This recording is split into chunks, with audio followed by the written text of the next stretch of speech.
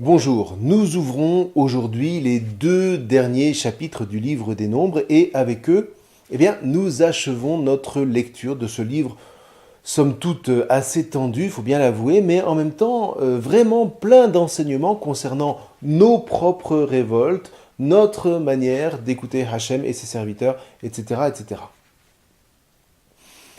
Alors, après avoir tracé les frontières et dégrossi le partage du territoire entre les 12 tribus au chapitre précédent, le chapitre 35 traite quant à lui du statut particulier de la tribu de Lévi, qui, elle, n'a pas de territoire propre.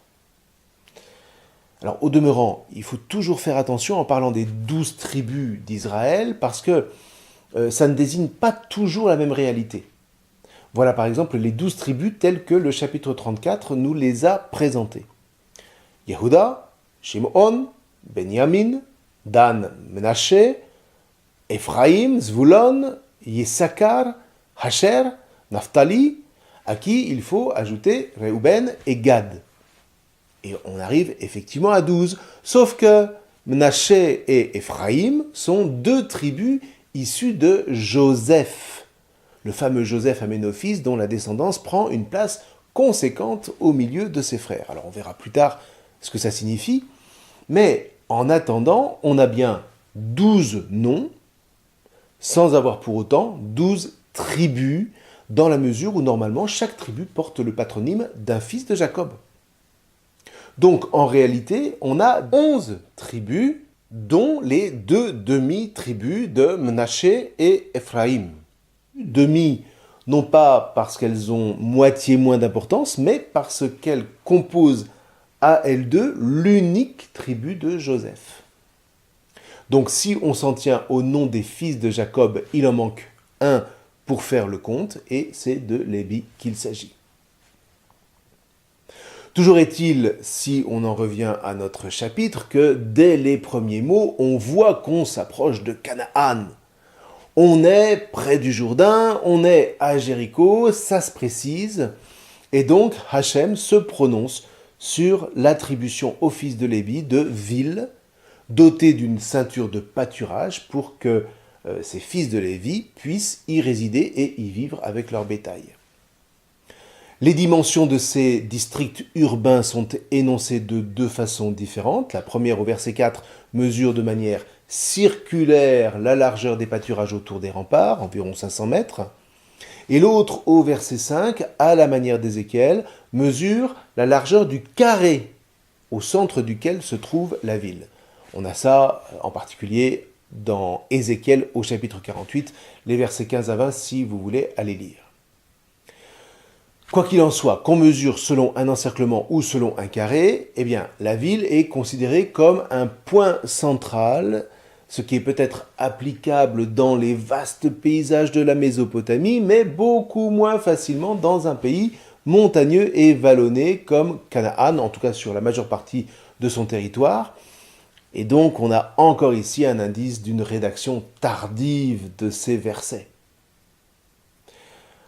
On précise que ces villes doivent être au nombre de 48, 4 x 12, choisies parmi celles des différentes tribus selon un principe proportionnel ici, alors qu'on verra au livre de Josué que ces villes seront choisies en réalité par tirage au sort, 4 par tribu, quelle que soit la taille de ces tribus. Alors ceci dit, on s'interroge, normalement l'héritage des Lévi'im, c'est Hachem en personne. On nous l'a répété plusieurs fois dans ce même livre des Nombres, on le réentendra dans le Deutéronome et encore dans le livre de Josué. D'accord. Sauf que, selon un principe de réalité, en attendant, il faut quand même bien vivre quelque part. Donc, sans avoir de territoire attribué, c'est donc au sein de chaque tribu que les fils de Lévi vont se voir offrir un terrain où pouvoir concrètement résider. Alors en fait, on pense aujourd'hui qu'avant David et Salomon, il y avait plusieurs sanctuaires répartis sur tout le pays, dont le service était tenu par les Lévi'im. Alors à cette époque, l'unité n'en était pas encore arrivée au stade où Jérusalem serait perçue comme unique sanctuaire fédérateur. Rappelons-nous toujours que ce dont nous parle le Pentateuque, le Chumash en hébreu, c'est une interprétation a posteriori de ce que visait la Torah, certes dès les premiers instants, mais qui a mis énormément de temps à être conscientisé, pour ainsi dire. Ça n'est en réalité qu'à la réforme du prêtre Esdras, inspiré d'Ézéchiel, que les Lévi'im vont voir leur mission radicalement recentrée sur le service du temple, raison pour laquelle, selon Ézéchiel, tous les Lévi'im auraient dû être rassemblés autour de Jérusalem. Alors, principe de réalité là encore, dans notre chapitre c'est moins strict, et même si on suit la répartition que donne en définitive le livre de Josué au chapitre 21, eh bien on s'aperçoit que les villes lévitiques sont toutes situées aux frontières du pays, comme pour former une espèce de bouclier spirituel contre les ennemis de Hachem. Dit autrement, d'après cette vision, les Lévi'im qui vivent hors du temple ont pour mission de protéger le peuple spirituellement contre les ennemis de Hachem. Ce qui ne relègue évidemment pas à un second rang leur premier rôle à partir du temple, à savoir 1. Faire connaître la Torah. Les pharisiens n'apparaîtront que bien plus tard. Et pour les fils de Lévi qui sont prêtres, eh bien, offrir les sacrifices. Bref, leur rôle, c'est de veiller d'abord aux prescriptions de la Torah de Moïse, à la fois dans sa dimension cognitive, l'enseignement, et dans sa dimension charnelle, l'offrande des sacrifices, pour permettre à Hachem de demeurer au milieu de son peuple. Bien. Alors maintenant, que sont ces fameuses villes-refuges où pourra trouver un abri tout meurtrier par inadvertance, dit le verset 11, en attendant le jugement de la communauté sans avoir à craindre le Goël, le racheteur, celui qui était certes chargé, nous disait le chapitre 25 du Lévitique, de racheter les membres de sa famille qui se trouvaient par exemple en situation d'esclavage, mais un Goël qui avait aussi le droit de vengeance dans le cas du meurtre d'un de ses proches. Manière comme une autre de limiter les débordements meurtriers, un petit peu sur le mode de la loi du talion, 100 pour 100. Toujours est-il qu'en cas de meurtre involontaire, eh bien le coupable pouvait donc trouver refuge dans l'une de ces villes et être protégé par le droit. Alors là encore, vous voyez, quand on connaît un peu ces affaires, on a un indice de la facture tardive de la rédaction du livre, puisque en réalité, ce genre de disposition date de l'époque perse. Ce qui ne veut pas dire qu'elle soit incompatible avec la Torah de Moïse, au contraire.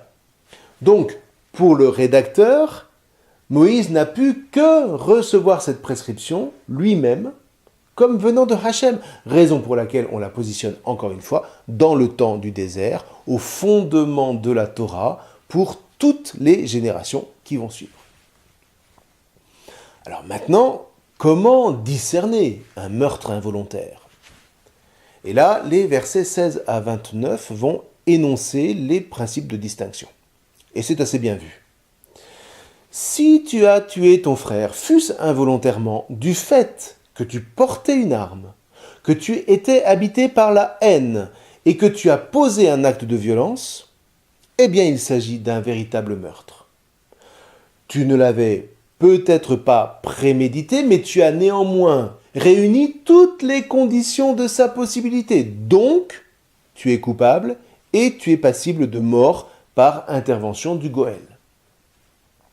En revanche, l'amitié et le caractère accidentel établi de la mort permettent de conclure au meurtre involontaire. Et là, eh bien, le tueur échappe à la vengeance du Goël, mais c'est quand même à condition de résider jusqu'à la mort du grand prêtre, nous dit-on, dans une de ces villes refuges qu'il n'aura pas le droit de quitter. Autant dire qu'il est quand même en détention.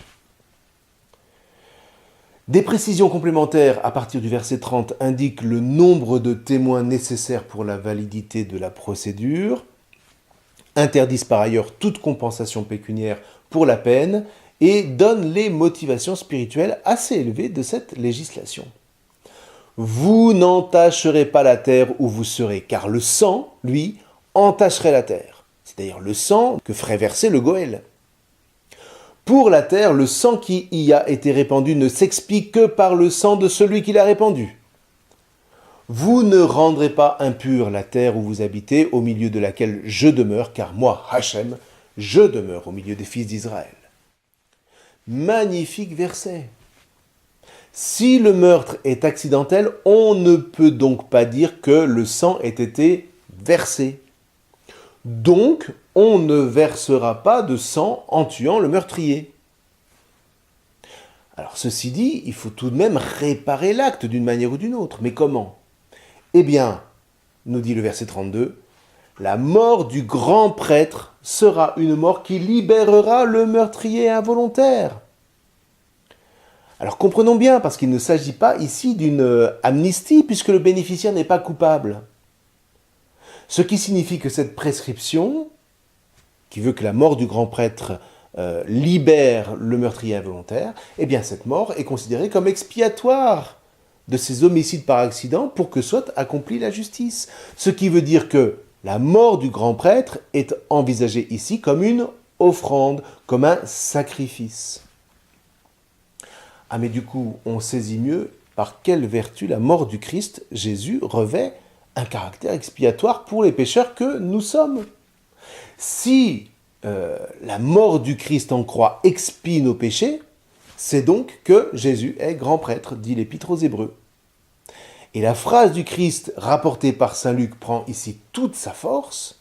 « Père, pardonne-leur parce qu'ils ne savent pas ce qu'ils font. » Comme pour nous dire que son exécution est de l'ordre du meurtre par inadvertance. Alors, de façon codée certes, mais néanmoins puissante, Jésus se présente ici comme le grand prêtre qui meurt pour les pécheurs, pour les libérer de la prison de la mort. Cette mort qui, en toute justice, devrait s'abattre sur eux, puisque, redisons-le, le péché comme désobéissance au commandement de vie, consiste toujours à donner la mort d'une manière ou d'une autre. En tout cas, je crois qu'on a là un angle propice à la méditation sur le sens de la passion de Jésus et donc de notre salut. Alors, on n'en dira pas plus ici, mais tout ça a quand même du sens et on voit encore une fois combien un christianisme qui se lie à la lumière de l'Ancien Testament se comprend lui-même d'autant plus profondément. Un dernier complément est apporté par le chapitre 36 aux règles du partage de la terre et spécialement à la loi qui concerne les filles héritières. Ah, tiens, l'intervention des filles de Tselaphrad au chapitre 27 a donc fait son chemin. D'ailleurs, ce sont elles qui sont mentionnées au verset 2. Alors la question est celle-ci. Si les filles peuvent hériter de leur père, que devient l'héritage dans le cas où elles épousent quelqu'un d'une autre tribu que la leur ? Réponse, eh bien, l'héritage doit passer à la tribu de l'époux, ce qui entraîne ipso facto la dépossession des biens de la tribu dont l'épouse est originaire. Donc, problème. Comment faire pour que les tribus ne se dépouillent pas les unes les autres par motif marital ? Et c'est là qu'apparaît la loi selon laquelle une fille héritière n'a pas le droit de se marier avec quelqu'un d'une autre tribu. Les autres filles peuvent se marier avec qui bon leur semble, de n'importe quelle tribu, mais si elles sont héritières, alors là, le devoir de préserver les biens de la tribu passe avant les amourettes. Alors ceci dit, rappelons-nous qu'on ne se mariait pas pour raison d'amour à l'époque, les mariages étaient largement arrangés comme partout. Mais bon, en tout cas, la loi est donnée pour éviter que la part de chaque tribu ne vienne à se disperser jusqu'à la disparition des tribus. Du coup, ayant ainsi assuré à tous un héritage permanent et définitif, eh bien, le code du partage de la terre est à présent terminé. On est arrivé aux rives du Jourdain, le peuple s'apprête à traverser le fleuve pour prendre possession de l'héritage donné par Hachem. On s'attendrait évidemment à ce que le cortège s'ébranle, mais il nous faudra encore être patient. Un travail de mémoire plus conséquent encore est requis au préalable que le livre du Deutéronome va assumer, mais on verra ça la prochaine fois. En tout cas, vraiment, félicitations. Félicitations d'être arrivé jusque-là, ce qui est rare pour des chrétiens. Alors, on fera un petit bilan dans une dernière vidéo conclusive sur l'ensemble du livre des Nombres, mais avant ça, eh bien, je vous souhaite une très bonne lecture de ces 2 derniers chapitres. Je vous remercie.